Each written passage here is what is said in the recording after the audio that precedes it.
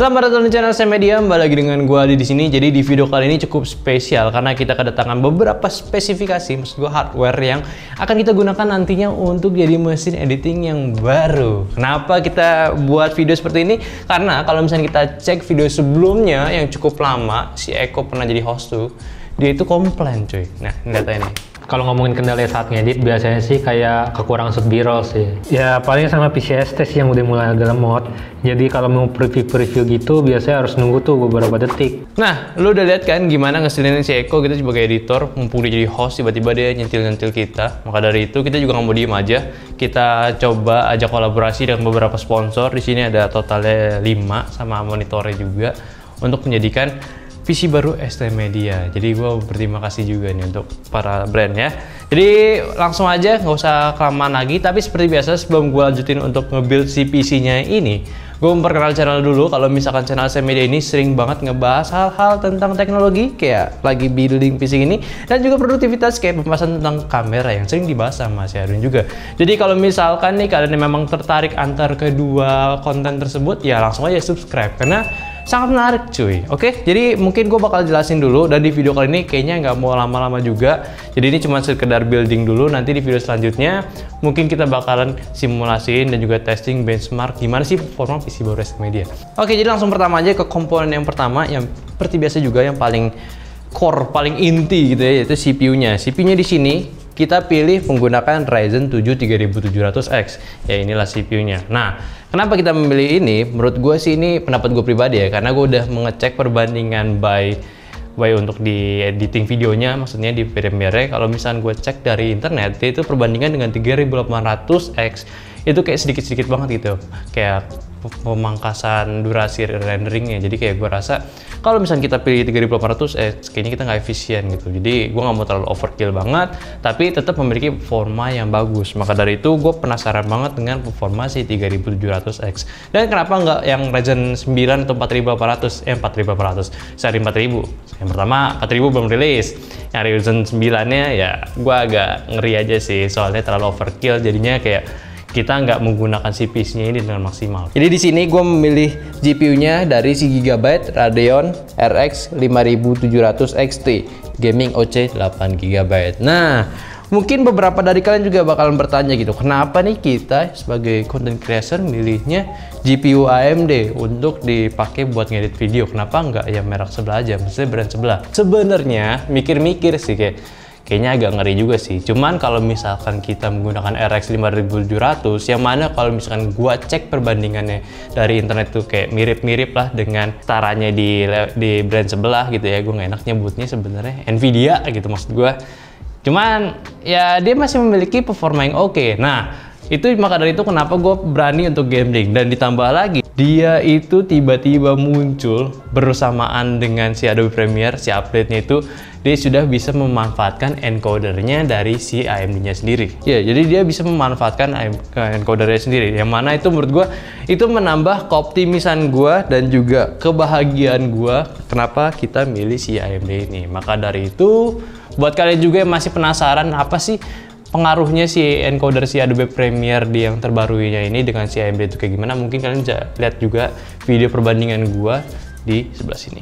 Itu gua udah buat perbandingan dari brandnya si AMD dan juga si Nvidia. Dan ya udahlah, untuk spesifikasinya mungkin gua bakal jelasin nanti. Oke, selanjutnya kita bakalan bahas ke bagian motherboardnya. Motherboardnya ini gue bakalan sekalian pasang gitu ya. Dan untuk si motherboard yang kita pilih saat ini adalah motherboardnya dari si Gigabyte dengan seri X570 Aorus Ultra. Nah, di sini gue bisa bilang ini cukup premium lah ya. Ya walaupun ada yang masternya.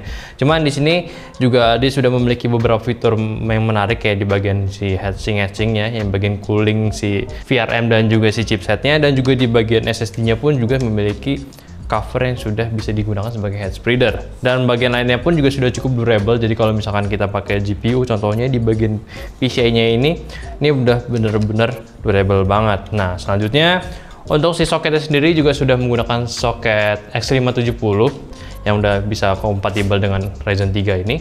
Selanjutnya di bagian RAM-nya pun juga sudah capable lah, bisa mendrive si RAM itu hingga up to 128 GB dengan quad channel tentunya ya. Jadi itu benar-benar cepat banget. Dan juga untuk si speednya ini dia juga sudah kompatibel dengan speed RAM up to 4400 kalau nggak salah. Kalau misalkan kita menggunakan Ryzen 3, kalau misalnya kita masih menggunakan Ryzen 2 ya dia nggak segitu speednya ya. Ada penurunan.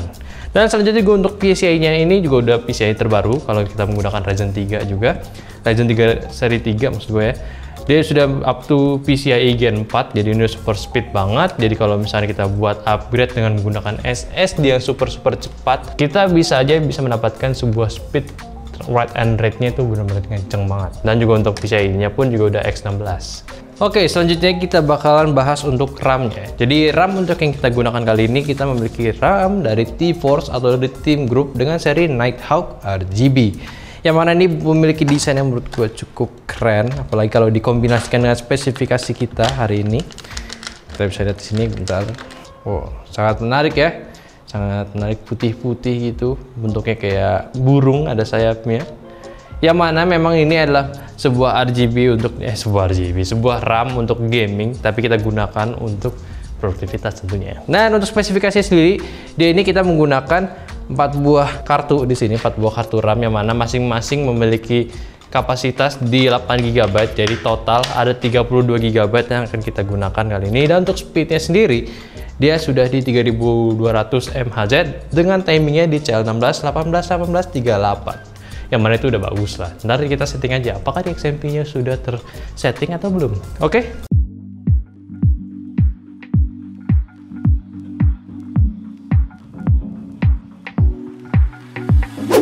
Oke, RAM-nya udah kepasang, jadi selanjutnya kita bakalan bahas untuk si SSD-nya. SSD di sini kita menggunakan SSD NVMe-nya dari T-Force juga.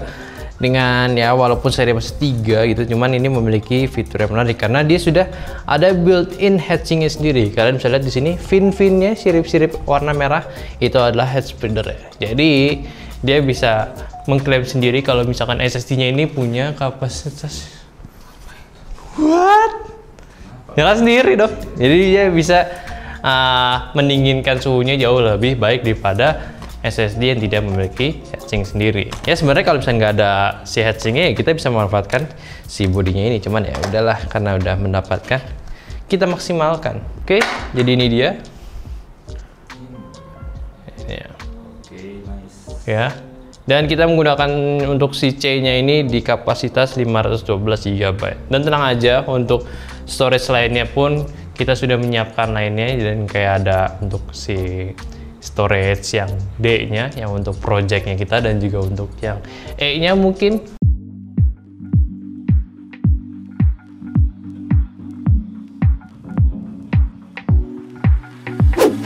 Oke, ini udah kepasang juga nih SSD. Selanjutnya kita bahas ke bagian case-nya untuk biar lebih flow-nya lebih enak ke sini soalnya ya. Jadi di case-nya ini kita menggunakan case dari Cooler Master dengan seri Masterbox MB350P yang mana ini memiliki desain menurut kita sih ya keren gitu ya, nggak terlalu gaming tapi masih kelihatan profesional juga. Di sini juga, nah ini dia innernya si Masterbox. By the way untuk case-nya ini udah full, samping depan ini udah memiliki tempered glass, jadi udah kualitasnya udah mantap lah pokoknya. Dan kita menggunakan case ini ya pertama dia tuh memiliki ruang yang cukup enak buat kita customisasi. Bisa lihat di sini ini cukup full, bisa kita menggunakan radiator pun juga udah enak karena di sini juga bisa up to radiator dan sini pun juga bisa kalau misalnya kita mau customisasi itu. Jadi kita memiliki kebebasan untuk mengcustom si case-nya ini. Dan untuk fan-nya sendiri dia sudah mendapatkan 4 buah fan tambahan yang mana untuk belakang ini sebuah fan biasa aja yang ada lampunya, sedangkan yang depannya ini kita mendapatkan 3 buah fan yang sudah ada RGB-nya, addressable RGB, yang mana itu udah out fan yang kita bisa customisasi lebih bagus lagi. Mungkin kayak kita bakal pasang dulu ya.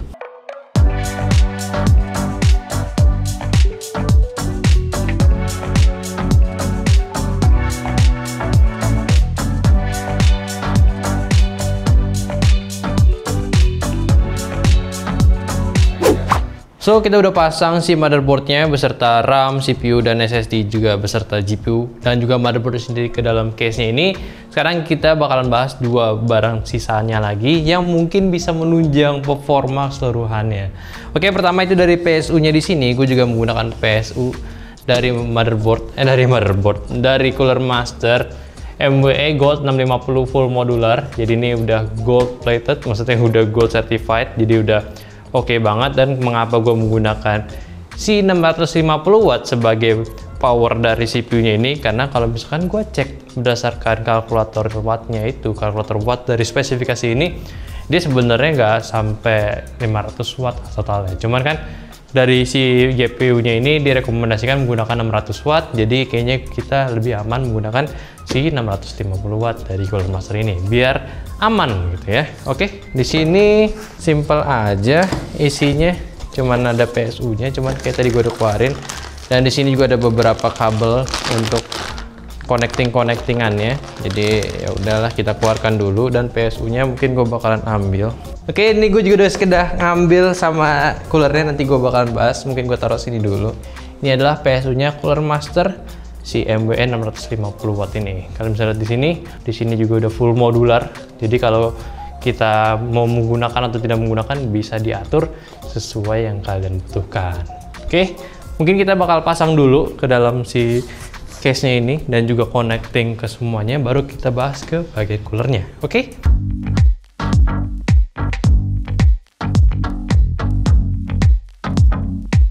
Oke, di sini juga untuk spesialnya lagi untuk casingnya si Cooler Master MB350P ini, dia juga udah ada kayak semacam locker untuk kabelnya. Jadi bener-bener kalau misalkan kita routing ngasal atau nggak dirapihin, yang penting sekedar rapih, nggak nonjol di luar, dia itu kita bisa umpetin. Dan untuk sistemnya di sini lockernya bisa dibuka juga nih. Jadi bener-bener simple banget kalau misalnya kita mau setting-setting. Wow, ada hard disknya.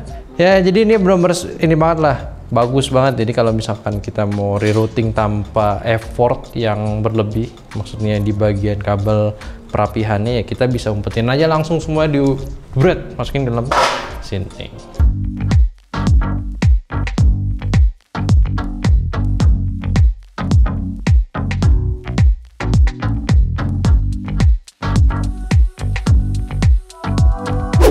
Nah, sekarang kita bakal bahas bagian terakhirnya, yaitu di bagian fan.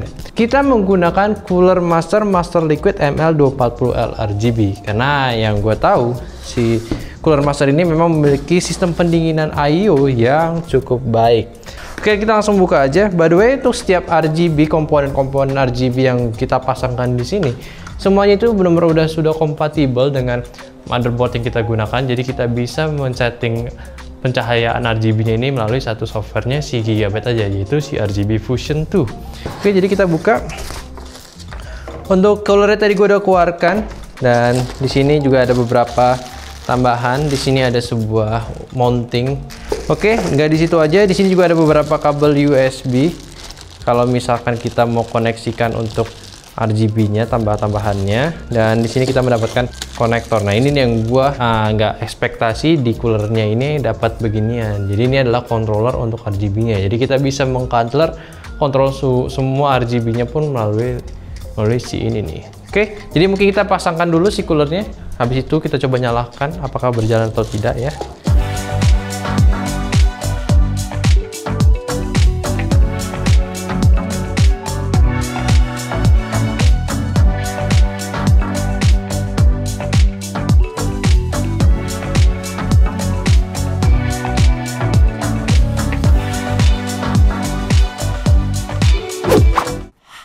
Sebelum kita mau beauty shot si PC baru kita kali ini, gue mau kasih tahu ada beberapa hal yang kalian harus tahu dulu. Kalau misalkan si coolernya ini kita pindahin dari radiator dari sisi atas ini ke sisi depan ini, karena ada beberapa hal yang perlu kita lakukan yang mau nggak mau lah, jadi pindahin ke depan ini. Nah, untuk kenapanya itu bakal gue jelasin di video selanjutnya, tapi sekarang mending kita beauty shot dulu.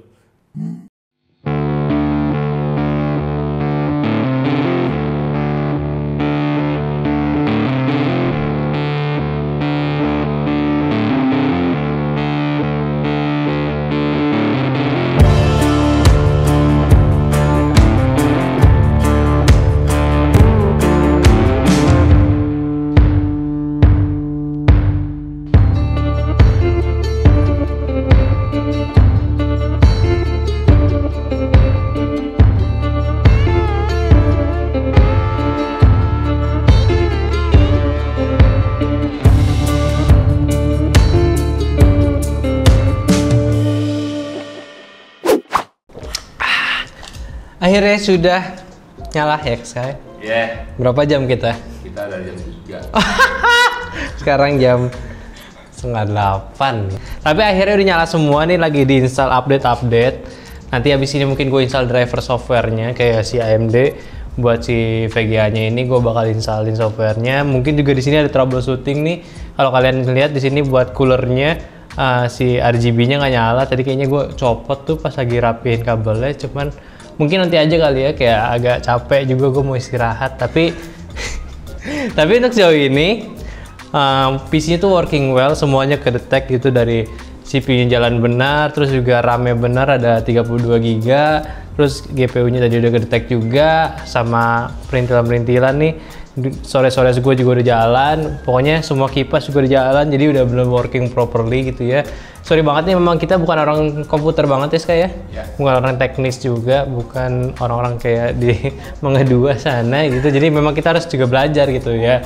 Mungkin ini waktunya kayak kita kasih unjuk nih ke editor kita yang komplain PC-nya lemot gitu. Nah sekarang kita bakal panggil, cuman ini mungkin dirapin sebentar ya. Oke, sekarang lu udah panggil Eko ya belum? Gue sih udah tadi Udah panggil, belum datang nih.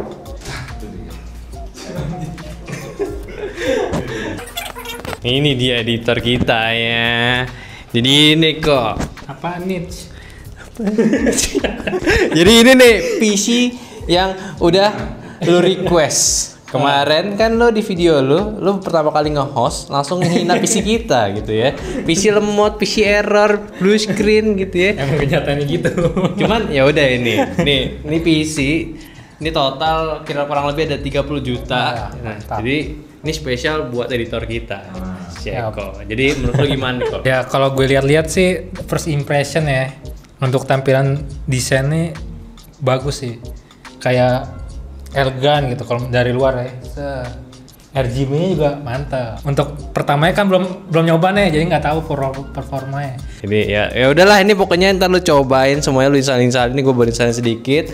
Sekarang tugas lu closing video ini. Oke. Ya udah, mungkin segitu dulu video apa nih, merakit PC ya. Merakit PC yang dibilang sih buat gua, buat editing ST Media. Semoga PC-nya nggak ada masalah untuk kedepannya, editannya juga jadi makin lancar. Ya mungkin itu aja sih, jangan lupa like, subscribe, dan komen kalau misalkan ada pertanyaan mengenai video ini. Dan udah itu aja, gue editor yang pengen pakai PC dan hostnya Aldi dan kamera Menska. Jangan lupa juga buat minggu depan kita bakal tes si PC-nya gimana performanya ya, jadi stay tune. Oke, bye bye.